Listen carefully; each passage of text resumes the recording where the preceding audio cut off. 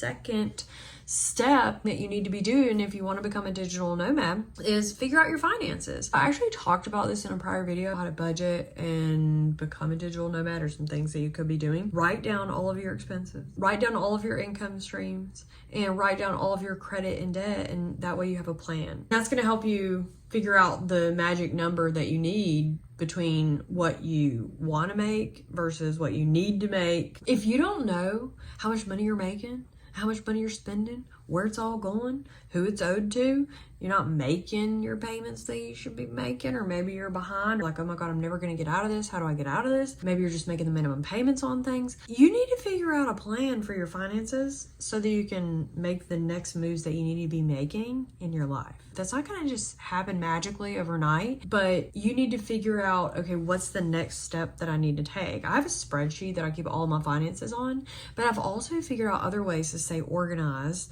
with systems with my finances. One thing that I love to use is Neat receipts. I can scan all of my documents that I usually will keep in my Google Drive and Google Workspace, and I can access them from anywhere. I can scan with my phone and get my Neat receipts, or I can go online. It could just be a receipt, a document, a tax document, a password that you want to save. I actually use another program for all my passwords called LastPass. That's why I say I have these systems in place. Everything can be accessed on my phone or online, and I'm able to get to it from anywhere. If you're wanting to be a digital nomad, with no matter what space you're at, or you're feeling like, oh, my life's chaotic, you need to make sure that you have not only just your mindset reprogrammed, as in how do I go mobile, but how do I do those things with my finances and figuring out those things too. So I have systems for everything online, digital, that I can make everything digital. You can start beginning your budget, start financial planning, create a payment system. How are you going to repay your debt? What can you start doing now? Can you maybe get a 0% interest credit card and save money